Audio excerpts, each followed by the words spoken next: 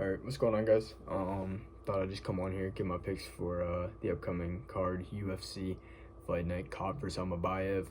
I'm gonna just jump right into it, keep it short, not hold you guys here for too long. I know my past two videos were like 20 minutes each, so I don't really want to do that to make the videos too long. So just to avoid boring you guys too much.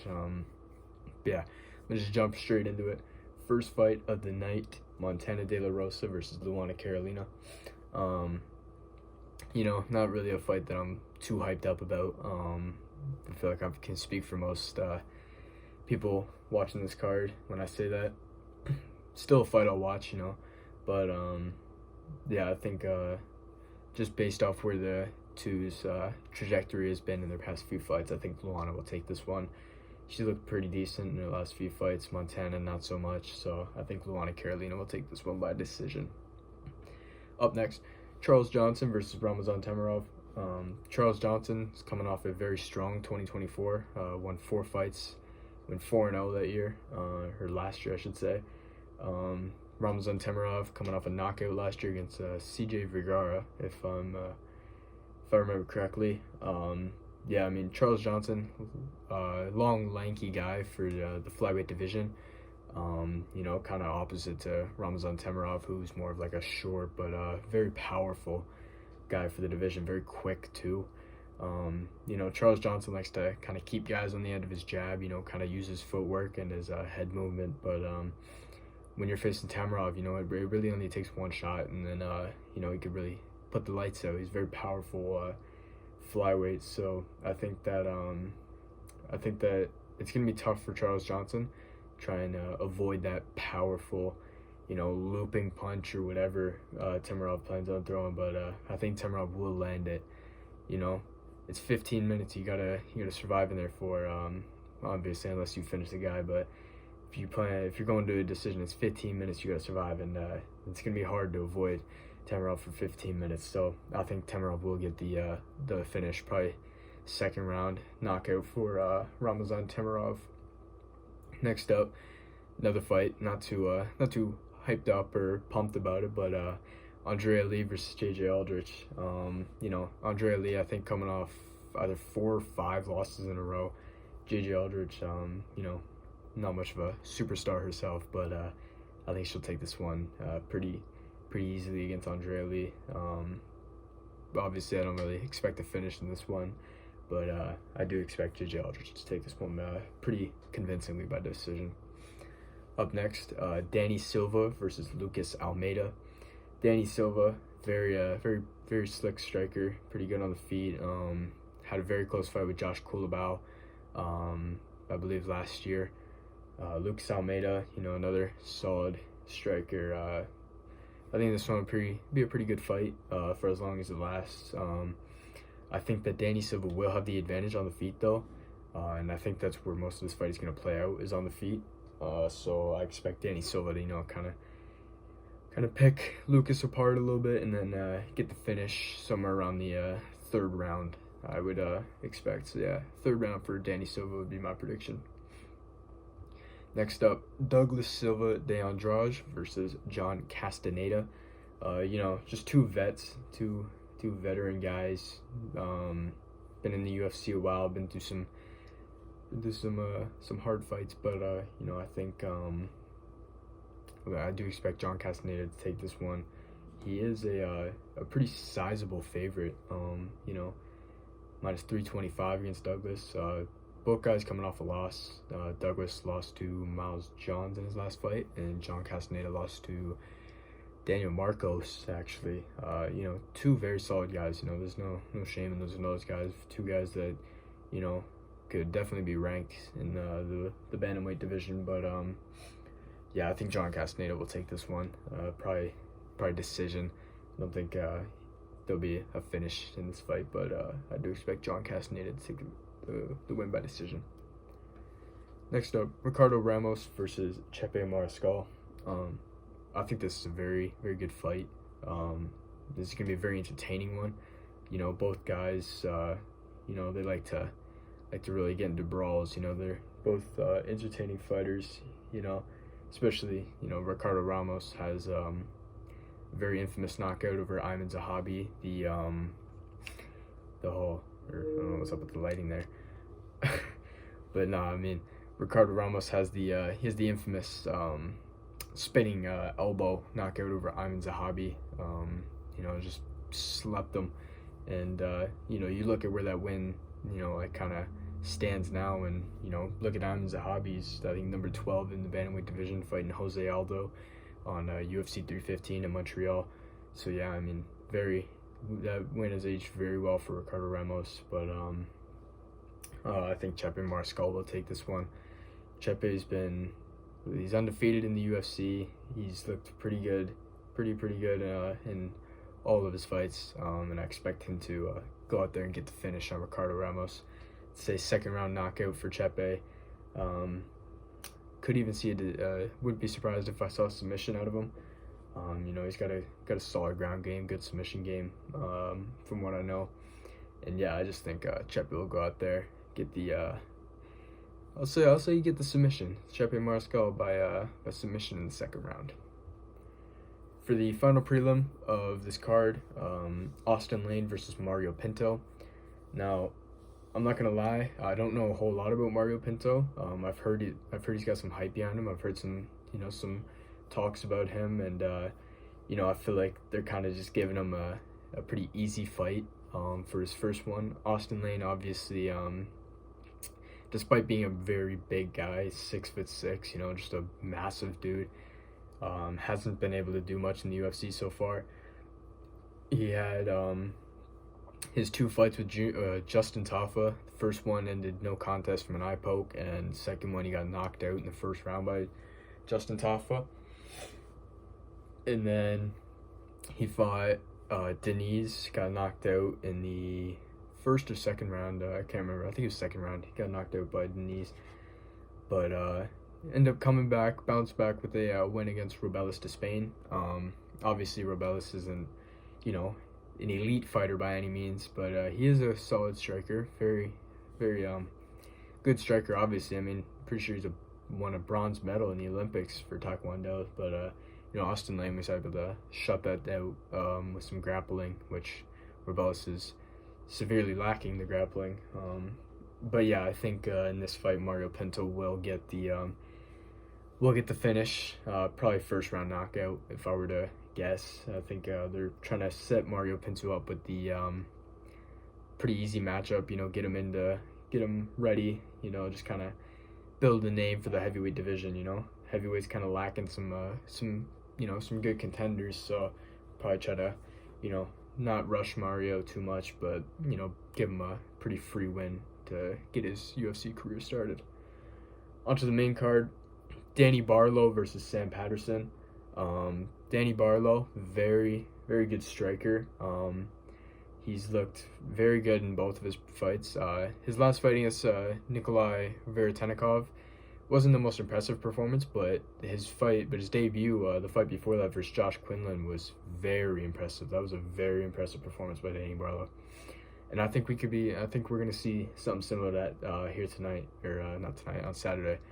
You know, obviously Sam Patterson, strong grappler, very good submission game, but I'm pretty sure Danny Barlow's got a solid ground game too, from what I've heard. But yeah, I mean, I think Danny Barlow will probably get Sam Patterson out of there pretty early. I think he will get the knockout over Sam Patterson. If I had to choose, I'd say probably third round he get the knockout. If I had to guess, I think he'll just kind of pick him apart on the feet, you know, kind of stay away from the ground, and then end up ultimately getting that finish knockout in the third round for Danny Barlow. Up next, Haider Amil versus William Gomez. Good fight. Another solid fight. Haider Amil obviously has looked very solid in his last I think he's had 2 UFC fights. His last fight, landed a 30-something punch combo. You know, something crazy. You know, obviously he's got a bit of hype behind him, just based off that performance alone. But I do think William Gomez will take this fight. William, I think, is a very underrated fighter in the featherweight division. I think he's a guy that many people should be looking out for. I think he's very, very solid, very, very underrated too. Nobody talks about William Gomez, which, I mean, it's understandable. He hasn't had too many fights. He hasn't done a whole lot in the UFC, but I think he will end up ranked. I think William Gomez will end up being a ranked fighter, and I think he will get the win on Saturday night against Hyder Emil. I don't expect a finish from William, but I do expect a pretty convincing decision out of him. So yeah, William Gomez by decision. Up next, the feature fight, Nasrat Haqparast versus Esteban Ribovics. Yeah, I mean, this is going to be a war. These two are going to have a war. Obviously, Esteban Ribovics had a fight of the year contender with Daniel Zellhuber last year.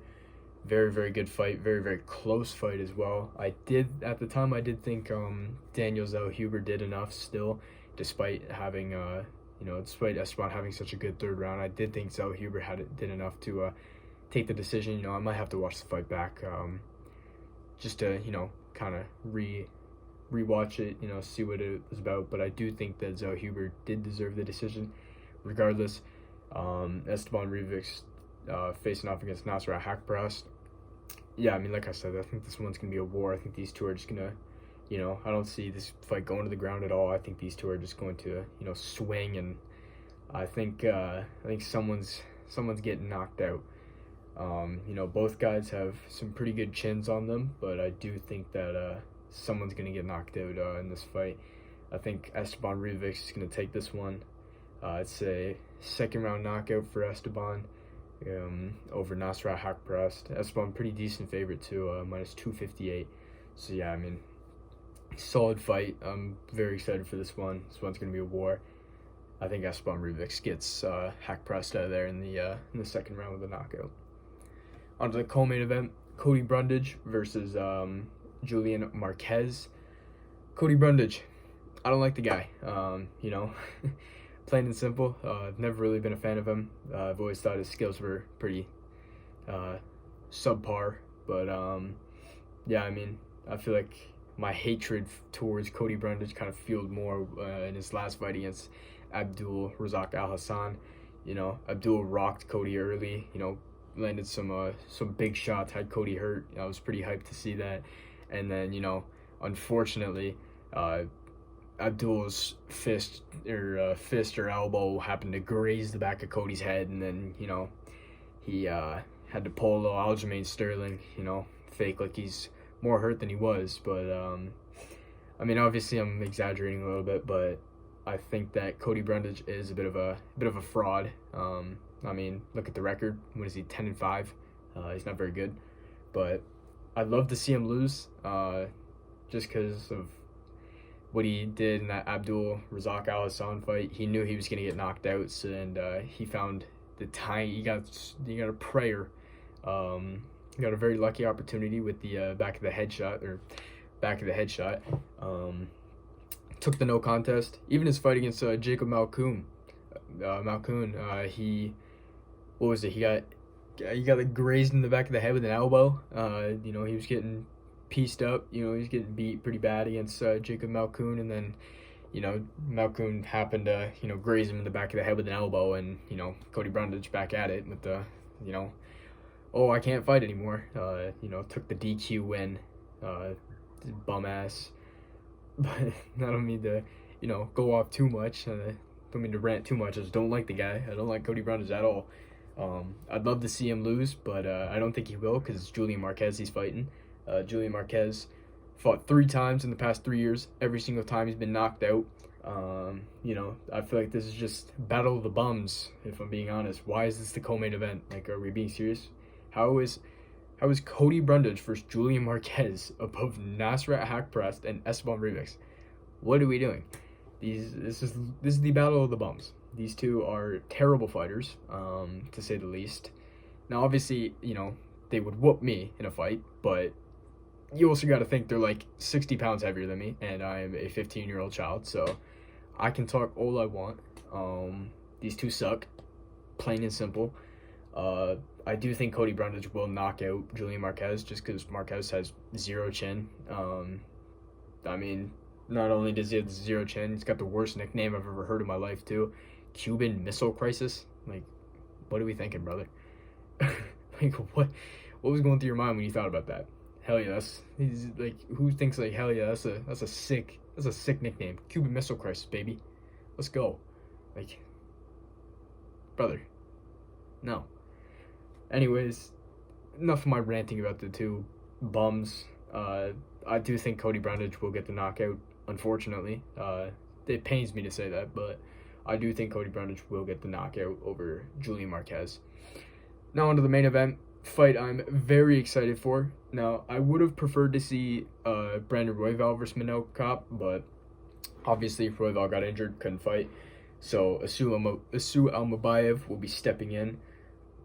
Regardless, very good fight. This one's going to be pretty good. Very entertaining fight.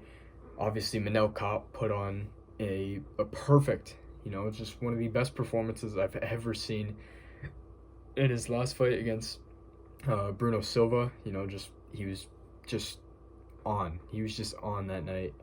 Just outclassed Bruno Silva. Got the TKO in the third round. But he's facing Asu Almabayev, very, very, very solid fighter. Dangerous guy. He's a little shorter for the division. I think he's 5'4", but either way, he's still a monster of a fighter. Now, when it comes to my pick, I'm a big fan of both these guys. I really am. I do think Manel Kape will get this one, though. I think that, he'll be riding that momentum of, what he did in his last fight against Bruno Silva, and I think he will take this fight against Asu Almabayev by decision. Wouldn't be surprised at all if Asu comes out and wins, but I don't like what Asu Almabayev said about, the fact that he didn't even know Manel Kape fought Bruno Silva. He said he's never seen that fight, which I think is very bad for Asu Almabayev, because that was easily Manel Kape's most impressive performance. And that was one of the best performances. That was one of the most flawless performances I've ever seen. And so I think it's very bad for Asu Almabayev that he's never seen that fight. Because, what's he going to expect? What is he expecting in this fight? He said it himself. He thought Manel Kape's last fight was against Muhammad Makayev. So, yeah, I think that's a very bad thing for Asu Almabayev. I think Manel Kape will take this one, but it will be a very close fight. Another thing, I also see Manel Kape saying that, this is the number one contender fight, and I completely agree. Manel Kape, he was scheduled to face Brandon Royval, which Brandon Royval, obviously, he's number one in the division. Brandon Royval couldn't fight. He got injured. Asu Almabayev stepped in. I do think this is the number one contender fight. This is a fight that, Pantoja, obviously Pantoja's beat Royval, Pantoja's beat Moreno. There's not a whole lot of guys Pantoja can fight right now. The only guy he hasn't fought yet that, it's a fight that makes sense is Kai Kara-France. Obviously Amir Albazi is not going to get the fight. Even if he did, he'd get destroyed because it's Amir Albazi. I do think this is the number one contender fight. I do think that whoever wins this gets a title shot next, 100%. And I think it's 100% deserved, too. I do think Manel Kape will take this one by decision, though. I think we haven't seen Asu Almabayev go 5 rounds yet. This is his first main event. And that being said, though, this is Manel Kape's first main event as well. So we'll have to see how both these guys' cardios hold up. I think Manel Kape will be fine. I think that Manel Kape will end up taking this fight by decision. But yeah, enough rambling on. I'm gonna leave it at that. I realize that the video is, it's about 20 minutes. Like I said, I didn't want to do, but I guess I just get lost in the moment, you could say. But yeah, just leave it at that. UFC Fight Night, Kape versus Almabayev. Solid card, solid little fight night. It's a shame it's in the Apex, but maybe soon enough they'll be leaving the Apex. But yeah, thank you guys for watching. I'll see y'all later.